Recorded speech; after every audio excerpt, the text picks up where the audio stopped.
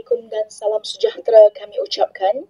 Di sini kami paparkan slide berkaitan maklumat yang kami peroleh dalam sesi temu bual eksklusif bersama Haja Nora binti Sahmat, Guru Cemerlang Grade Hasi di SMK ST Joseph, Kuching, Sarawak. Baik, di sini merupakan ringkasan latar belakang peribadi dan pendidikan Haja Nora binti Sahmat. Beliau telah dilahirkan pada 8 November 1965 di Kuching, Sarawak.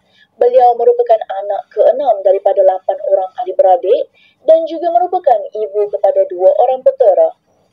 Bagi pendidikan rendah, beliau telah bersekolah di SK Pulo, Kuching pada tahun 1972 sehingga 1977. Bagi peringkat sekolah menengah pula, beliau telah melanjutkan pelajaran di SMK Tun Abang Haji, Openg, Kuching, Sarawak pada tahun 1978 sehingga 1980. Bagi peringkat universiti, beliau telah mendapatkan pelajaran di Universiti Kebangsaan Malaysia dengan ijazah sarjana muda dengan kepujian pada tahun 1985 sehingga 1988. Beliau juga mendapatkan diploma pendidikan di UKM pada tahun 1989 sehingga 1990.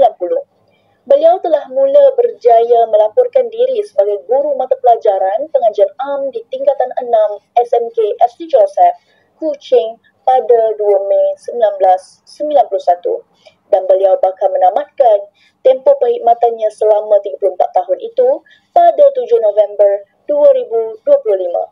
Beliau di sini telah meletakkan kata-kata yang amat bermakna, iaitu kalau orang lain boleh berjaya, kita juga boleh berjaya dan buatlah yang terbaik.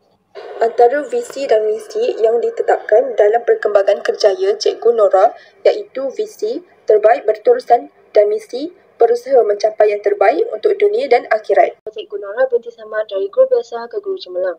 Perjalanan beliau dimulai dengan hasrat pada tahun 1991. Beliau memulakan perkhidmatan sebagai guru pengajaran am di SMK St. Joseph dengan grade DG 41. Pada tahun 2003 pula, beliau mengkhidmat dengan grade DG 48 GC. Langkawan grade ini berlaku kerana Cikgu Nora merupakan kumpulan yang terakhir yang menikmati lompatan grade yang telah ramai guru biasa untuk menjadi guru cemerlang. Akan tetapi, pemilihan untuk menjadi guru cemerlang amatlah sukar dan mencabar. Namun begitu, beliau berjaya dalam permohonan tersebut. Permohonan sebagai guru cemerlang telah didorong oleh beberapa orang individu, tapi yang paling utama ialah Pengetua SMK St. Joseph sendiri. Pada tahun 2008, beliau berada pada grade DG 52 GC.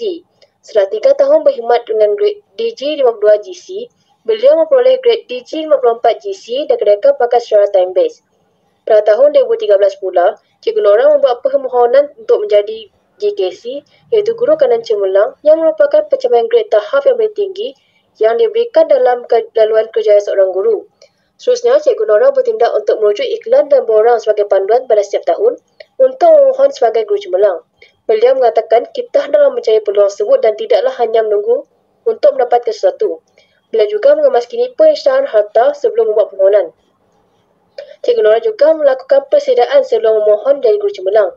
Persediaan beliau terbahagi kepada dua, iaitu persediaan jangka panjang dan juga jangka pendek. Dalam persediaan jangka panjang, beliau membuat permohonan menjadi guru cemerlang setiap 3 tahun. Dalam tempoh tersebut, Cikgu Nora bertindak untuk mengumpul dokumen kompetensi iaitu libat urus dalam latihan, kajian, kertas kerja ataupun penulisan profesional, anugerah dan inovasi mengikut tahun dan peringkat. Dan itu dari peringkat sekolah hinggalah ke peringkat antarabangsa. Untuk persediaan jangka pendek pula, pada tahun permohonan tersebut, beliau membuat slide pembentangan, penyediaan dokumen dalam fail, merancang pelaksanaan PDP yang menarik untuk menghidupkan 6 aspirasi murid dan pembelajaran abad ke-21. Beliau juga menceritakan pengalaman bagaimana pemantauan dan penilaian jemaah nazir di sekolah. Yang pertama iaitu PDP di bilik darjah. Yang kedua, penemu bual pihak jemaah nazir dengan pelajar-pelajar. Yang ketiga, temu bual pihak jemaah nazir dengan pihak pentadbir, sekolah, rakan guru, AKB ataupun skaf sokongan. Yang keempat, pembentangan slide. Yang kelima, semakan fail dan dokumen. Yang keenam, temu bual pihak jemaah nazir dengan guru sendiri. Cara beliau menyokong matlamat falsafah pendidikan kebangsaan iaitu melalui potensi diri. Dari segi jasmani, melaksanakan aktiviti kurikulum, intelek menerapkan ilmu dan kemahiran, dari segi rohani menerapkan nilai murni dan dari segi emosi berada dalam persekitaran yang ceria. Dan bagaimana seseorang dapat menerapkan nilai untuk mewujudkan perubahan dalam masyarakat menurut beliau. Yang pertama seperti menyampaikan ilmu pengetahuan dan kemahiran. Yang kedua, menjadi teladan yang baik atau contoh positif kepada warga sekolah dan masyarakat. Yang ketiga, melibatkan diri dan memberi sumbangan kepada komuniti luar. Dan yang keempat, mengamalkan kerja berpasukan, berfikiran positif dan kreatif. Yang seterusnya iaitu hala tuju jangka panjang yang ditetapkan oleh beliau dapat kita lihat iaitu seperti membolehkan PPP iaitu Pegawai Perkhidmatan Pendidikan dinaikkan pangkat tanpa perlu meninggalkan tugas sedia ada atau bertukar ke jawatan baru. Yang seterusnya laluan pintas iaitu dengan menyediakan peluang untuk PPP naik pangkat ke grade yang lebih tinggi secara laluan pantas berbanding laluan time-based berasaskan kecemerlangan. Yang seterusnya, memperluaskan peluang kenaikan pangkat dalam perkhidmatan pendidikan. Dan yang seterusnya, meningkatkan motivasi PPP. Peran guru cemerlang ke arah kemajuan murid dan berikan kualiti. Yang pertama, guru mata pelajaran ataupun ketua panitia. Yang kedua, guru kelas. Yang ketiga, penyampai amalan terbaik berbagai peringkat. Yang keempat, menjadi guru sumber. Yang kelima, guru penasihat kurikulum. Dan yang terakhir, menjadi guru jurulatih utama. Beliau menyerlahkan kecemerlangan dalam sumbangan profesional, peningkatan profesionalisme, kajian tindakan dan penulisan, perkongsian inovasi, anugerah pencapaian, contoh bahan sokongan lain sebagai seorang guru.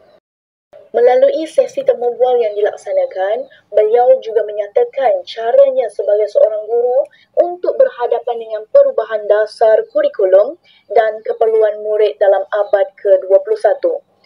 Yang pertama, beliau berkata, perlulah bersikap positif dan sentiasa peka pada perubahan dasar KPM. Dan yang kedua, beliau menyatakan seorang guru perlulah meningkatkan potensi diri melalui amalan pembelajaran secara berterusan sepanjang hayat dalam bidang keguruan. Dan yang seterusnya, berusaha untuk meningkatkan nilai murni dan kemahiran insania. Di samping itu, cara seseorang guru untuk berhadapan situasi tersebut adalah untuk bersedia menyesuaikan diri dengan pembangunan digital dalam PDBC. Manakala yang terakhir, seorang guru perlulah meningkatkan kemahiran aras tinggi ataupun kebat dan mencipta inovasi pendidikan. Cikgu Nora untuk masa hadapan. Yang pertama, profesi perguruan terus dihargai dan dihormati oleh masyarakat. Yang kedua, profesi ini kekal relevan dengan perkembangan semasa terutamanya menghadapi arus globalisasi yang pesat.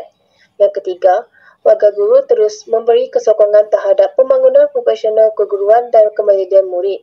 Dan yang terakhir, seorang guru hendaklah bersedia untuk menyesuaikan diri dengan pelbagai kemahiran aras tinggi kebat untuk mencipta sesuatu inovasi dalam dunia pendidikan.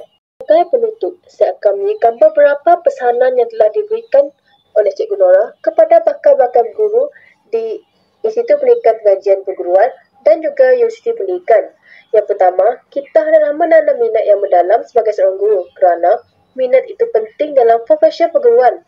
Kalau tidak ada minat, maknanya punahlah harapan dalam profesi perguruan. Yang kedua, kita hendaklah menerima tugas sebagaimana tidak kira besar ataupun kerja tugas tersebut. Yang ketiga, kita hendak sentiasa meningkatkan potensi diri yang mengikut falsafah pendidikan kebangsaan dari segi jasmani, emosi, rohani dan intelek. Dan yang terakhir, beliau mengatakan kita hendak terus bersemangat dan janganlah putus asa untuk mendidik anak bangsa di negara ini. Itu sahaja dari kumpulan kami. Sekian, terima kasih.